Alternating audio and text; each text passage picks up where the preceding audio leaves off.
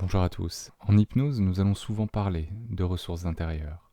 Cela pourrait prêter à sourire les plus sceptiques. Or, l'hypnose mobilise des compétences que vous possédez naturellement et que vous utilisez de façon tout à fait spontanée.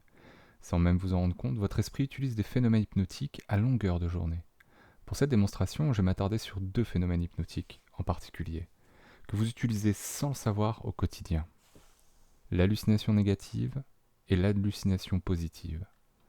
L'hallucination négative est la capacité du cerveau à supprimer une perception d'un de nos sens. L'hallucination positive est la capacité du cerveau à modifier en ajoutant une perception d'un de nos sens. Alors dit comme ça, cela pourrait paraître complètement fou, et pourtant, chaque jour vous utilisez ces deux phénomènes de façon constante. Nous allons prendre un premier exemple pour l'hallucination négative. Si je vous invite maintenant à vous centrer sur les sensations de votre pied droit, vous pouvez ressentir maintenant le contact de votre pied sur un objet de votre environnement, peut-être votre chaussure, le sol ou autre chose. Alors que depuis le début de la vidéo, le fait d'être focalisé sur ce que je dis détourne votre attention des sensations physiques que vous pouvez ressentir sur votre pied. Vous allez donc créer une hallucination négative de façon spontanée.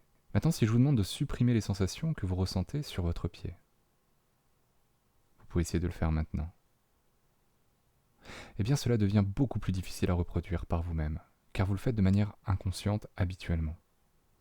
Pendant la transe hypnotique, nous allons communiquer avec la partie justement inconsciente de l'esprit, ce qui nous permettra de déclencher volontairement ces oublis de sensations.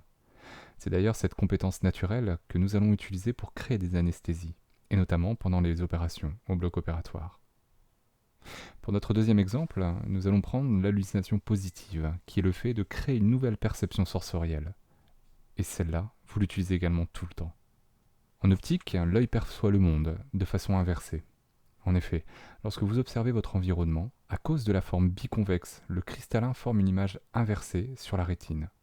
Se rendant bien compte que ça va être assez compliqué de vivre comme cela, le cerveau interprète ces images et les redresse, ce qui est un phénomène d'hallucination positive.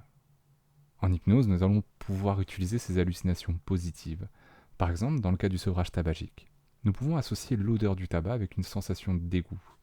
Ainsi, à chaque fois qu'un ex-fumeur voudrait fumer à nouveau une cigarette, son esprit va créer des sensations désagréables, afin de maintenir l'abstinence. Ces deux exemples montrent et mettent en évidence que l'hypnose permettra de mobiliser les ressources inconscientes qu'une personne possède afin de l'aider à atteindre son objectif.